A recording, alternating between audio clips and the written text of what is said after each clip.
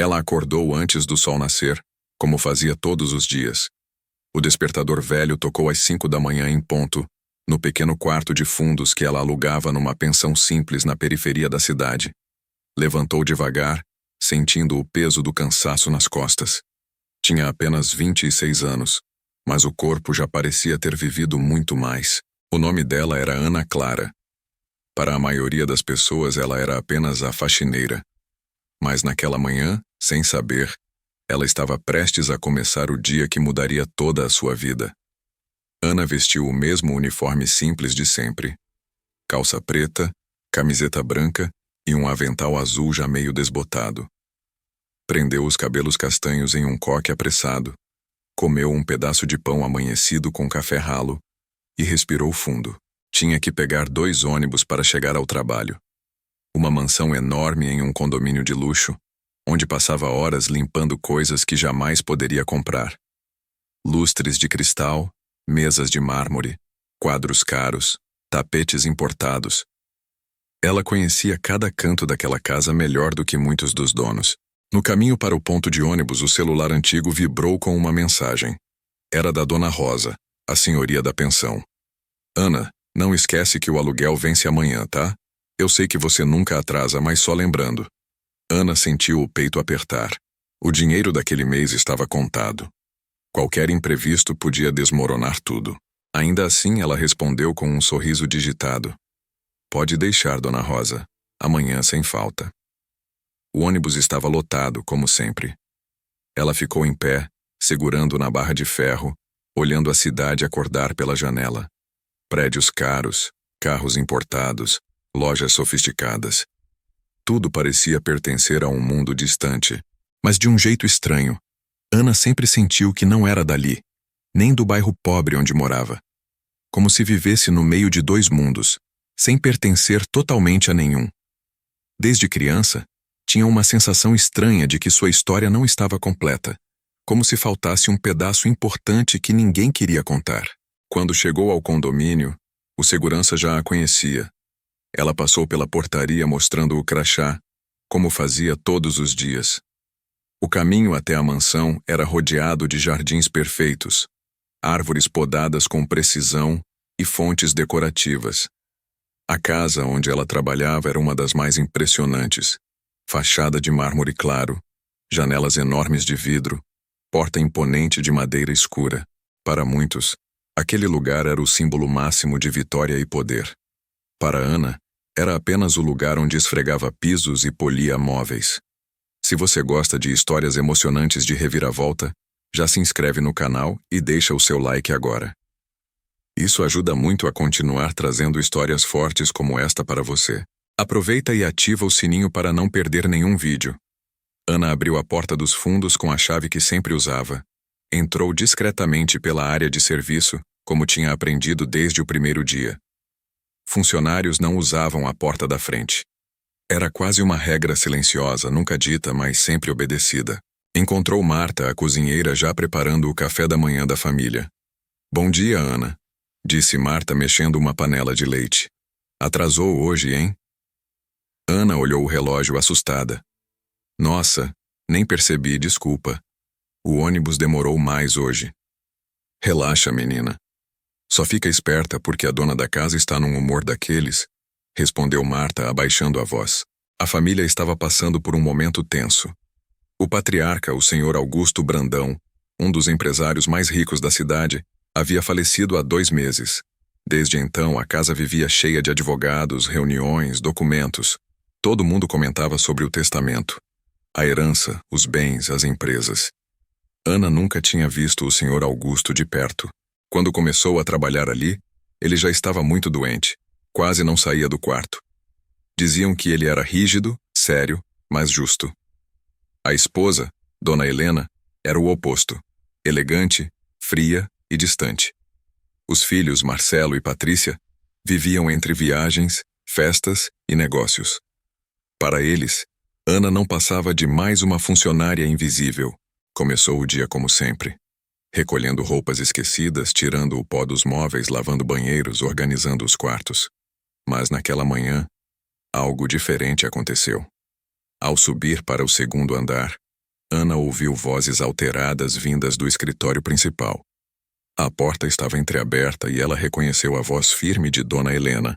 Isso é um absurdo. Não faz o menor sentido. Augusto jamais faria isso, dizia ela exaltada. Um advogado com voz calma respondeu.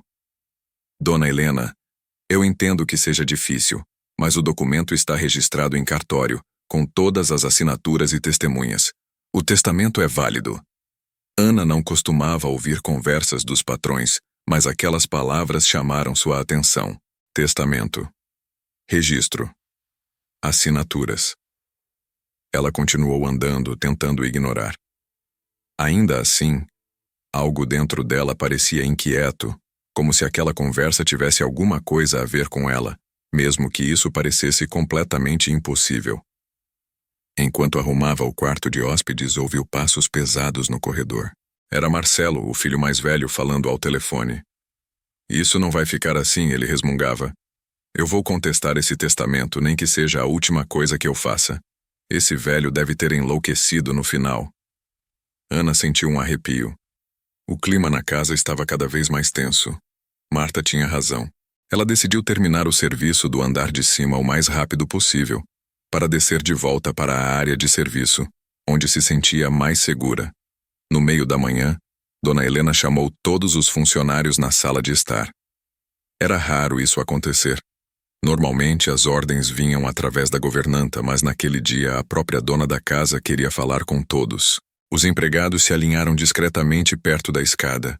A cozinheira, o jardineiro, o motorista, a governanta, 2 faxineiras e Ana, a mais nova da equipe. Como vocês sabem, começou Dona Helena, com a voz fria. Meu marido faleceu recentemente. Estamos lidando com muitos assuntos delicados, então peço discrição máxima. Nada do que acontece nesta casa deve sair daqui. E, por favor, ninguém entra no escritório principal hoje. Está claro? Sim, senhora. Responderam todos em coro. Mas foi nesse momento que algo inesperado aconteceu. Quando todos começaram a se dispersar, um dos advogados, que estava sentado um pouco afastado, olhou fixamente para Ana. Era um homem de meia idade, de óculos, expressão atenta. Ele franziu levemente a testa, como se tivesse visto algo familiar. Desculpe, senhorita. Qual é o seu nome mesmo? Perguntou ele. Ana levou um susto. Raramente alguém daquele nível se dirigia diretamente a ela. A Ana. Ana Clara, senhor, respondeu, meio sem graça. O advogado inclinou a cabeça intrigado. Ana Clara de quê? Ela hesitou um instante. Nunca gostou muito do próprio sobrenome. Não porque fosse feio, mas porque trazia mais perguntas do que respostas. Ana Clara Ribeiro, senhor. O advogado ficou alguns segundos em silêncio. Depois, como se sacudisse a própria estranheza, desviou o olhar e voltou aos papéis. Mas aquele momento, por mais simples que parecesse, foi o primeiro sinal de que algo muito maior estava acontecendo. Se você está gostando da história até aqui, já aproveita para se inscrever no canal e deixar o seu like. Isso ajuda muito a trazer mais histórias fortes como essa para você. Comenta também o que você faria no lugar da protagonista. Durante o almoço na Copa dos Funcionários, os comentários começaram. Você viu a cara do advogado olhando para você? Perguntou Marta, curiosa. Parecia que tinha visto um fantasma. Ah, para, dona Marta, respondeu Ana, dando um sorriso sem graça. Acho que ele só estranhou eu estar lá no meio. Estranhou nada. Ele foi encucado. Tem alguma coisa aí, menina, insistiu a cozinheira. Ana deu de ombros, tentando não alimentar esperanças. Desde criança, se acostumou com histórias incompletas. A mãe sempre evitava falar do pai. Dizia apenas que ele tinha ido embora antes dela nascer, que não valia a pena tocar no assunto. Ela cresceu sem fotos, sem recordações, sem sequer um sobrenome paterno. O Ribeiro vinha da avó materna. O vazio do lado do pai sempre a acompanhou como uma sombra silenciosa. Depois do almoço, enquanto limpava a biblioteca da casa, Ana se deparou com algo curioso. Um velho porta-retratos estava virado de costas na estante mais alta. Devia ter sido movido na correria de alguma arrumação. Curiosa, ela o pegou com cuidado para empoeirar e virou a foto. Era uma imagem antiga, em preto e branco. Um homem muito parecido com o Sr. Augusto quando jovem, sorrindo ao lado de uma mulher de cabelos escuros segurando um bebê nos braços. Ana sentiu o coração acelerar. Havia algo estranho naquela criança. O formato do rosto, os olhos grandes, o leve sinal na sobrancelha esquerda. Ela levou a mão à própria sobrancelha, onde tinha a mesma pequena marca desde que nascera. Um detalhe quase imperceptível, mas que agora parecia gritar. Engoliu em seco. Impossível, pensou. Deve ser coincidência. Com cuidado colocou o porta-retrato de volta no lugar, mas aquela imagem ficou martelando na cabeça dela pelo resto da tarde. No final do expediente, ao descer para guardar o material de limpeza, Ana encontrou a governanta, Dona Célia, discutindo baixinho ao telefone. Eu avisei que isso ia dar problema, dizia ela. O Dr. Augusto sempre foi teimoso. Agora a família vai surtar. Quando percebeu a presença de Ana, desligou imediatamente. Precisa de alguma coisa, Dona Célia? Perguntou a jovem, tentando parecer natural. Não, não. Pode ir, Ana. Só não esquece de passar no escritório da frente e deixar o lixo do papelão na saída, tá? O escritório da frente. Justamente o lugar que Helena havia dito para ninguém entrar. Ana hesitou. Mas Dona Célia, a Dona Helena... Eu sei o que a Dona Helena falou, mas eu estou mandando. Só vai ali, pega a caixa de papelão do corredor e traz pro lixo. Não entra na sala, entendeu? Ana assentiu. O coração batia mais rápido. Caminhou pelo corredor do andar térreo até chegar perto do escritório. A porta estava fechada, mas como a governanta disse, havia uma caixa de papelão cheia de papéis cortados ao lado. Ela se abaixou para pegá-la, quando ouviu do outro lado da porta a voz do mesmo advogado de antes. E, como eu disse, Sr. Marcelo, a cláusula é claríssima. Se a herdeira não for localizada em até 1 ano, os bens retornam integralmente à família. Mas enquanto isso, tudo fica em suspensão. Herdeira. A palavra pareceu ecoar pelos ouvidos de Ana. Ela ficou imóvel, ainda agachada, ouvindo em silêncio. Herdeira de quê? Da onde saiu essa história? A voz irritada de Marcelo explodiu. Paulo, o advogado, respondeu com calma. Seu pai teve uma filha antes do casamento com a senhora sua mãe. Ele deixou isso registrado. Essa filha tem direito a uma parte considerável da herança. Ana sentiu o chão sumir debaixo dos pés. Ela deixou escapar um pequeno ruído sem querer. Um rangido no piso. Um suspiro. Algo mínimo, mas aparentemente suficiente para chamar a atenção. Quem está aí? Gritou Marcelo de dentro da sala.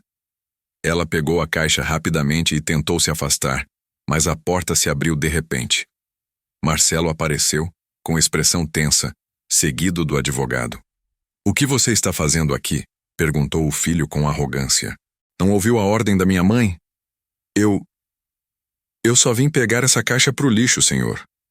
A Dona Célia pediu, respondeu Ana com a voz trêmula. Marcelo bufou, impaciente. Sai daqui, e da próxima vez bate antes de se aproximar desse corredor. Ana abaixou a cabeça e saiu pressionando a caixa contra o peito. Mas o advogado, Paulo, a observava com aquele mesmo olhar estranho de antes.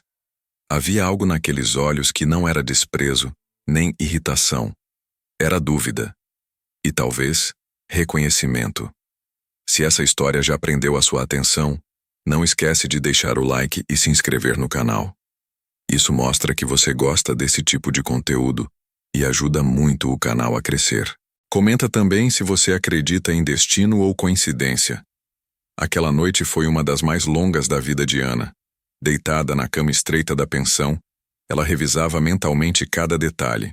A foto na estante, o advogado perguntando seu nome completo, a conversa sobre uma filha antes do casamento, a palavra herdeira.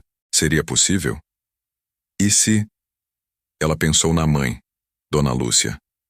Uma mulher simples que trabalhou a vida toda como diarista, sempre cansada, mas amorosa.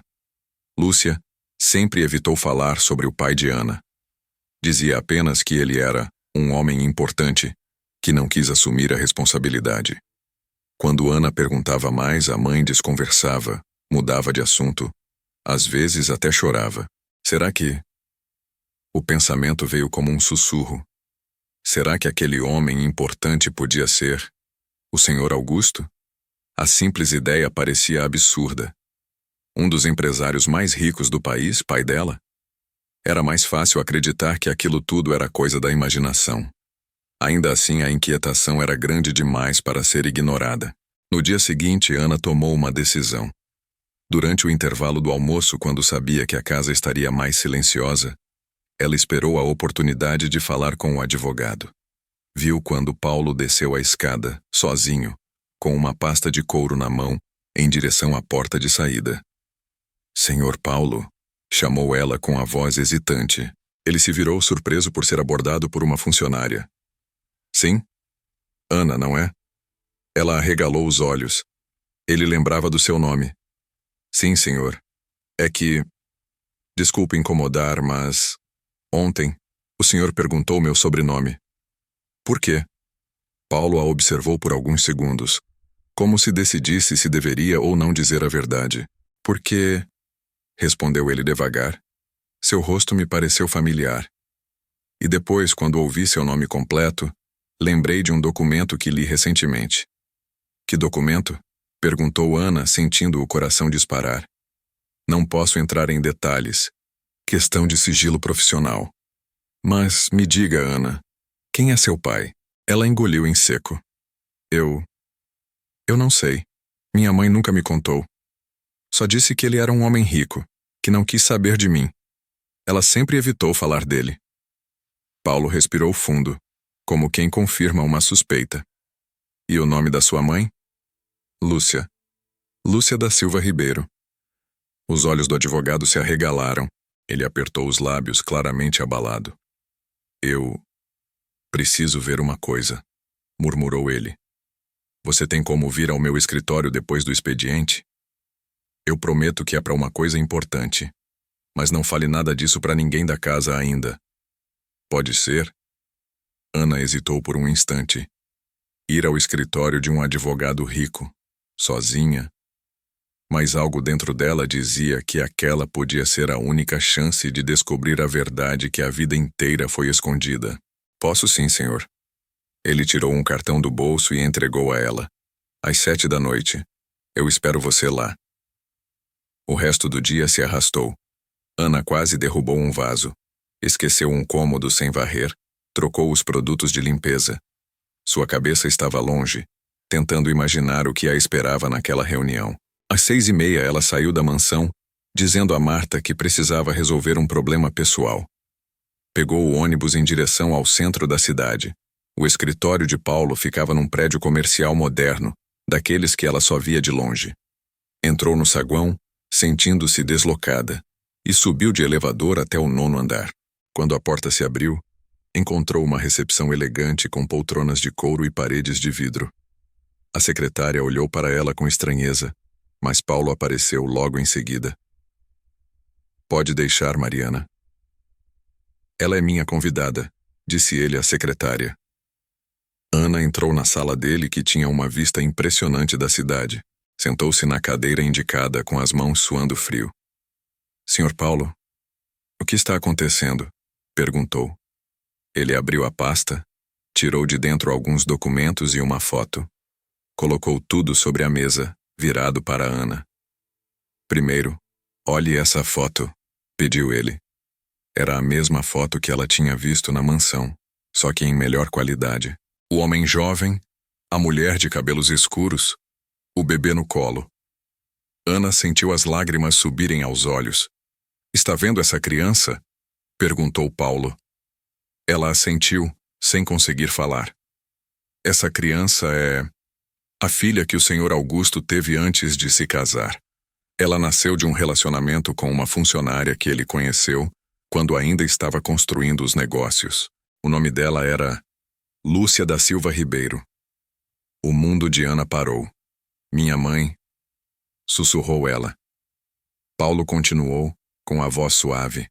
Quando seu pai, digo, o Sr. Augusto, Descobriu que Lúcia estava grávida. Ele entrou em pânico. Na época, a família dele era muito conservadora. Ele ofereceu dinheiro para ela resolver a situação, mas sua mãe recusou.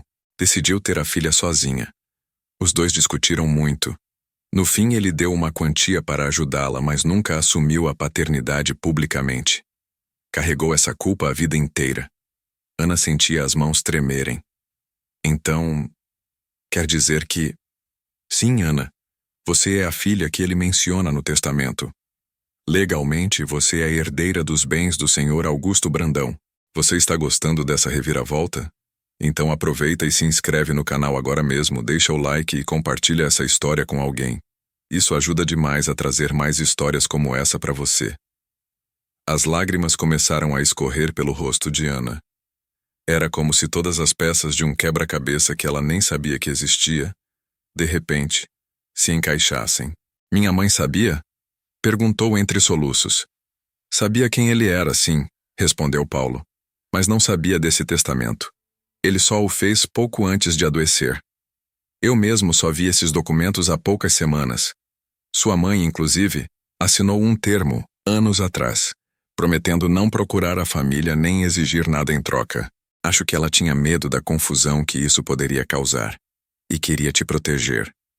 Ana levou as mãos ao rosto. Não sabia se ria, se chorava, se gritava. Uma parte de si queria sentir raiva. De Augusto, por tê-la abandonado. De Lúcia, por ter escondido tudo. Mas outra parte sentia uma estranha sensação de pertencimento. Pela primeira vez ela sabia de onde vinha. O que isso significa, exatamente? Perguntou depois de alguns minutos. Significa, respondeu Paulo com seriedade, que você tem direito legal a uma parte considerável de tudo que o senhor Augusto deixou. Dinheiro, ações da empresa, imóveis.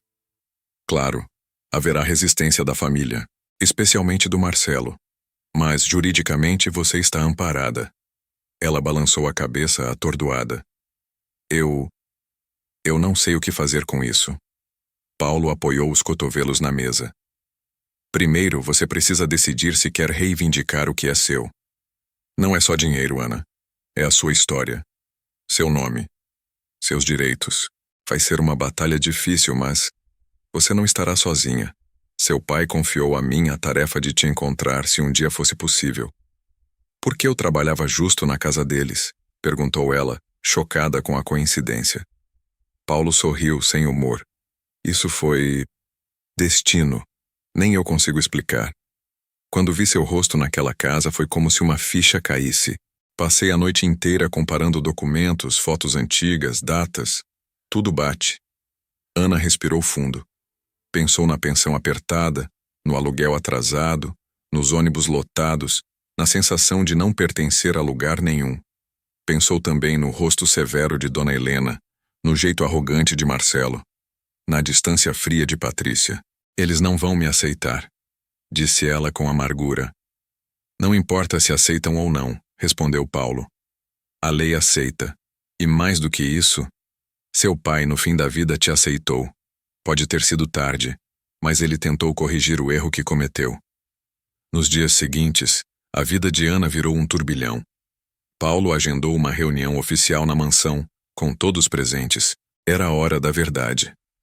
Naquela tarde, Ana entrou na casa não mais apenas pela porta dos fundos, mas pela porta da frente. Suas mãos ainda tremiam, mas por dentro, algo tinha mudado. Já não era só a faxineira. Era alguém que tinha um lugar naquela história. Na sala de estar estavam sentados. Dona Helena, impecável no seu vestido caro. Marcelo, de braços cruzados, olhar de poucos amigos. Patrícia, mais contida, mas visivelmente curiosa. E Paulo, com sua pasta de documentos. O que essa funcionária está fazendo aqui? Disparou Helena, assim que viu Ana entrar. Ela não está aqui como funcionária, Dona Helena, respondeu Paulo com firmeza. Está aqui como parte interessada no testamento do senhor Augusto. A senhora está brincando, não é? Retrucou Helena, rindo sem humor. Paulo abriu a pasta, colocou um documento sobre a mesa e começou a ler. Eu, Augusto Brandão, Em plena capacidade mental, declaro que reconheço como minha filha Ana Clara, nascida em... Ele foi lendo as cláusulas, os detalhes, as assinaturas. A cada palavra, o rosto de Helena empalidecia. Marcelo se levantou furioso. Isso é um absurdo! Isso é falsificado! Gritou ele. O cartório reconheceu a autenticidade, respondeu Paulo calmamente. E mais. Há exames de DNA anexados, feitos na época comprovando o vínculo biológico. Helena levou a mão à boca. Ele fez isso escondido de mim, murmurou. O tempo todo. Ana sentia o peito apertar. Olhava para aquelas pessoas que até dias atrás pareciam habitantes de outro planeta. Agora, de repente, eram sua família, pelo menos no papel. Então quer dizer que essa menina aí, essa faxineira, vai ficar com o que é meu? Vociferou Marcelo, apontando o dedo para Ana. Não é o que é seu, Marcelo, corrigiu Paulo. É o que é dela por direito. Patrícia, que estava calada até então, se levantou devagar e olhou fixamente para Ana. Você sabia? Perguntou ela. Não, respondeu Ana sinceramente. Eu descobri há poucos dias. Minha mãe nunca me contou. E por que você está aqui? Continuou Patrícia. Quer o que exatamente? Ana respirou fundo. Aquela era a pergunta que ela mesma vinha se fazendo. Eu comecei aqui limpando o chão dessa casa, e de certa forma, continuar nisso seria mais fácil, sem conflito, sem grito, sem julgamento. Mas a vida inteira, eu cresci sem saber quem eu era de verdade. Sem pai, sem história, sem metade de mim. Eu não vim aqui por dinheiro. Eu vim porque eu tenho direito a saber quem eu sou, a ter o meu lugar. E se o próprio pai de vocês reconheceu isso, então eu também preciso aceitar. Houve um silêncio pesado. Você está arrependido de ter julgado essa protagonista até aqui? Então já deixa o like e se inscreve no canal, porque a história ainda vai virar muito mais. Comenta se você acha que ela deve aceitar a herança ou abrir mão. Os dias seguintes foram marcados por reuniões, advogados, assinaturas, tensão. A notícia da herdeira oculta começou a circular discretamente entre alguns funcionários. Marta, a cozinheira, foi a primeira a abraçar Ana. Eu sempre soube que você era diferente, menina, disse ela, com os olhos marejados. Mas nunca imaginei que fosse desse jeito. A relação com a família Brandão, no entanto, continuava complicada. Marcelo se recusava a falar com Ana. Passava por ela sem olhar, como se fosse invisível. Helena quase não descia mais para as áreas comuns. Trancava-se no quarto ou saía por horas, sem dizer para onde ia. Patrícia, por outro lado, começou a observar Ana com uma curiosidade quase dolorida. Um dia, enquanto Ana atravessava o jardim, Patrícia a chamou. Ana, podemos conversar um minuto? A jovem parou, surpresa. Claro. As duas sentaram em um banco perto da fonte. Disse Patrícia sem saber por onde começar. Não tenho certeza do que sentir. É estranho descobrir de repente que tenho uma irmã. Ana respirou fundo. É estranho para mim também. Eu nem sei como te chamar. Patrícia? Mana? Estranha rica que agora é minha família? Ela tentou brincar, com um sorriso tímido. Patrícia riu, pela primeira vez desde o início de tudo. Não vou mentir. Parte de mim fica com raiva. Não de você, do meu pai. Por ter escondido isso da gente. Por ter passado a vida fingindo que estava tudo certo. Mas outra parte, bem lá no fundo, fica aliviada por saber que ele tentou, pelo menos no final, reparar o erro. As duas ficaram em silêncio por alguns segundos, ouvindo o barulho da água na fonte. Você sabe como ele era? Perguntou Ana. Como pai? Patrícia pensou por um momento. Difícil. Exigia muito. Queria tudo perfeito. Às vezes parecia mais chefe do que pai.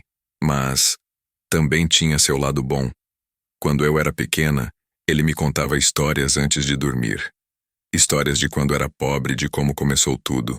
Ele sempre falava que o que mais doía nele era um erro do passado que ele não podia consertar. Agora eu acho que entendo do que ele estava falando. Ana sentiu um nó na garganta. Eu queria ter ouvido pelo menos uma história dele, disse, com a voz embargada. Patrícia olhou para ela com ternura. Talvez eu possa te contar as que eu lembro. Não é a mesma coisa, mas é um começo. A partir daí, algo começou a mudar. Aos poucos, Patrícia e Ana passaram a conversar mais. Sobre o pai, sobre a empresa, sobre a infância de cada uma. Eram duas mulheres de mundos opostos tentando construir uma ponte sobre um abismo de anos e segredos. Do lado de fora, a imprensa começou a farejar a história. Um jornalista sensacionalista descobriu a existência de uma possível filha escondida e publicou uma matéria cheia de insinuações. De repente, o nome de Ana começou a circular, ainda que sem foto, em sites de fofoca. Isso irritou profundamente Marcelo. "Isso é culpa sua!" gritou ele um dia, invadindo a biblioteca onde Ana estava. Agora não como faxineira, mas acompanhando Paulo para reuniões sobre os bens. "Você destruiu a nossa imagem. Eu não pedi nada disso", respondeu Ana, tentando manter a calma. "Eu nem sabia que ele era meu pai." "Você devia ter continuado sem saber", rosnou Marcelo. "Era melhor para todo mundo." "Melhor para quem?" Ela retrucou com firmeza. "Para você que continuaria com tudo sozinho? Eu passei a vida limpando o chão dessa casa, enquanto vocês viviam aqui em cima. Quem você acha que mais merecia saber a verdade?" Os dois se encararam por alguns segundos, as emoções à flor da pele. "Marcelo", disse Paulo entrando na sala. "Isso não vai ajudar. A situação já está difícil o bastante. Precisamos de diálogo, não de guerra." "Fala isso para sua cliente", respondeu ele com desprezo, antes de sair batendo a porta. Os meses seguintes foram uma mistura de processo jurídico e transformação pessoal. Ana começou a estudar mais sobre a empresa da família. Descobriu que não se tratava apenas de números e lucro. Havia projetos sociais, programas de bolsas de estudo, ações em comunidades carentes.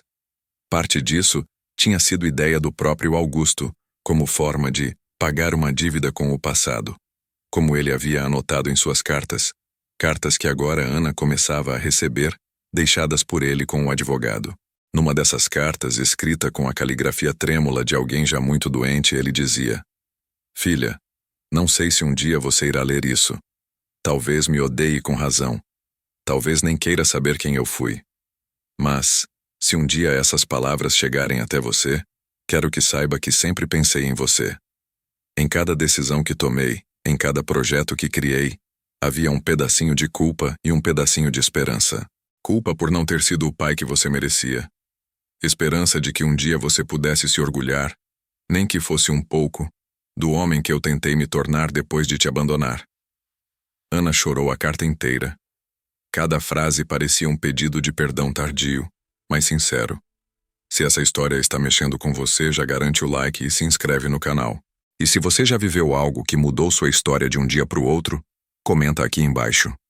Sua experiência pode inspirar outras pessoas.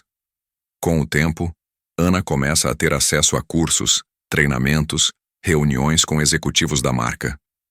Muitos a viam com desconfiança, uma intrusa, uma arrivista. Outros, porém, enxergavam nela algo diferente, uma sensibilidade que vinha da origem humilde, uma capacidade de entender pessoas que não apareciam nas planilhas. Em uma grande reunião de conselho, meses depois, surge um impasse. A empresa estava prestes a aprovar um projeto que traria muito lucro, mas que implicaria em demissões em massa em uma fábrica localizada em um bairro pobre. Marcelo defendia o plano com unhas e dentes. Patrícia estava em dúvida. Os conselheiros divididos. E Ana ali, oficialmente como herdeira e agora com direito a voto. "Você não entende o mercado", disse Marcelo irritado. "Isso é necessário para a competitividade da empresa." "Eu talvez não entenda o mercado como você", respondeu Ana firme. "Mas eu entendo o que significa chegar em casa e não ter dinheiro para o aluguel.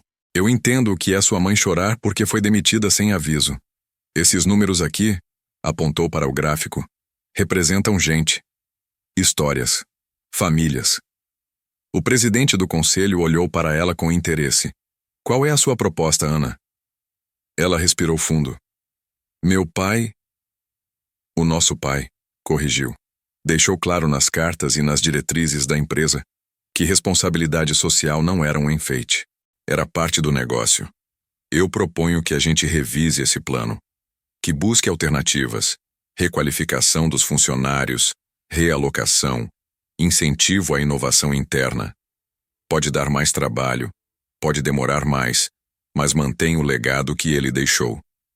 Houve um burburinho na sala. Ela está certa, murmurou um dos diretores mais antigos. O velho Augusto não aprovaria esse corte seco. Patrícia olhou para Ana com orgulho. Eu voto com ela, disse. Depois de muitas discussões, o plano foi reformulado. Haveria mudanças e ajustes, mas sem o impacto devastador inicialmente previsto. Pela primeira vez, Ana sentiu que não estava ali apenas como a herdeira descoberta, mas como alguém que podia, de fato, fazer diferença. Com o tempo, a relação com Helena também começou a mudar. A mulher que antes mal suportava olhar para Ana, um dia a chamou no jardim. Sente-se comigo um pouco, pediu, num tom mais suave do que o habitual. Ana obedeceu. Comecei, Helena. Sei que não fui justa com você. Quando soube da sua existência, foi como se tivessem me arrancado um pedaço da história que eu achava que era só minha. Eu fui a esposa oficial a que passou anos ao lado dele. E de repente descubro que houve uma história antes da minha. Doeu. Muito. Eu entendo, disse Ana com sinceridade. De verdade. Helena suspirou. Mas esses últimos meses, te observando, vendo a forma como você trata os funcionários, como se preocupa com os projetos sociais, vi muito do Augusto em você, o melhor lado dele. E mesmo que eu não goste de admitir, acho que ele tinha razão em te colocar nesse testamento. Você pertence a isso aqui, tanto quanto qualquer um de nós. Ana sentiu os olhos marejarem. Obrigada, dona Helena. Helena sorriu de leve. Se vamos conviver, acho que você pode começar a me chamar só de Helena. Com o tempo, a casa também mudou. A antiga relação fria entre patrões e funcionários começou a se transformar. Ana conhecia ambos os lados e decidiu ser ponte entre eles. Criou programas internos de estudo para os funcionários, ajudou Marta a conseguir uma bolsa para o filho, convenceu o conselho a financiar projetos de moradia popular. Não era só dinheiro. Era um ajuste de rota no legado que ela havia herdado. E a pensão onde morava. Ela não esqueceu. Antes de se mudar para um lugar mais confortável, voltou lá, conversou com Dona Rosa, quitou o aluguel atrasado de alguns vizinhos, ajudou a reformar o prédio. Também foi até a escola do bairro onde cresceu, oferecendo bolsas de estudo financiadas pela fundação que decidiu criar em nome da mãe. Instituto Lúcia Ribeiro, em homenagem à mulher que a criou no silêncio, mas com esforço e amor. Quanto à mãe, a reação foi um misto de choque e medo. Filha, eu só queria te proteger, disse Lúcia chorando quando Ana contou tudo. Esse mundo dos ricos é cruel. Eu tinha medo de que te machucassem. Eu sei, mãe, respondeu Ana abraçando-a. Mas eu também precisava saber quem eu era. E agora eu sei. Eu sou sua filha. E sou filha dele também. Não preciso escolher um lado. Posso honrar os dois. A história de Ana, a faxineira que descobriu ser herdeira de um império, acabou vazando para a imprensa de forma mais completa. Mas dessa vez, ela decidiu contar a própria versão, em uma entrevista longa, humana, sem exageros. Falou da dor, da raiva, da confusão, mas também do perdão, das pontes que decidiu construir em vez de derrubar. A repercussão foi enorme. Pessoas simples se identificaram com sua origem humilde. Pessoas ricas começaram a questionar a forma como tratavam seus funcionários. Empresas a convidaram para palestras sobre responsabilidade social e humanidade nos negócios. Ela não virou celebridade vazia, virou referência. Anos depois, sentada no jardim da mesma mansão onde um dia entrou como faxineira, Ana via crianças correndo, sobrinhos, filhos de Patrícia, filhos do próprio Marcelo, que com o tempo baixou a guarda. Os dois demoraram a se entender, mas em algum ponto do caminho, Marcelo percebeu que lutar contra a existência de Ana era lutar contra a decisão do pai e contra a própria realidade. Não foi um abraço de novela nem uma transformação instantânea. Foi no dia em que o filho de Marcelo caiu e se machucou, e Ana o consolou com a mesma calma com que um dia consolou o filho de Marta, na cozinha da área de serviço. Marcelo viu aquilo de longe, e pela primeira vez não enxergou a intrusa, mas a tia. A partir daí, a raiva começou a ceder lugar ao respeito. Depois, a convivência, e muito devagar, a algo parecido com carinho. Se essa história tocou o seu coração, agora é a hora. Se inscreve no canal, deixa o seu like e compartilha este vídeo com alguém que precisa acreditar que a vida pode mudar de forma inesperada. E comenta aqui embaixo. Você acha que Ana fez certo em reivindicar sua herança? O que você faria no lugar dela? No fim das contas, a maior herança que Ana recebeu não foi o dinheiro, os imóveis ou as ações. Foi a chance de reescrever a própria história, de sair do lugar invisível onde o mundo a colocou e ocupar o espaço que sempre foi seu por direito, de provar que origem humilde não define destino, e principalmente de mostrar que, mesmo quando a verdade chega tarde, ainda é possível transformar culpa em reparação, dor em propósito e poder em instrumento de justiça. Ela limpava a mansão achando que aquele mundo nunca seria dela. Mas, no fundo, sem saber, cada chão que esfregava, cada móvel que lustrava, cada canto que organizava, era um passo na direção da verdade que a esperava. E quando essa verdade finalmente bateu à porta, ela teve medo, sim, mas teve coragem de abri-la. Porque, no fim, não era só sobre ser herdeira de uma fortuna, era sobre ser herdeira de uma história e escolher o que fazer com ela.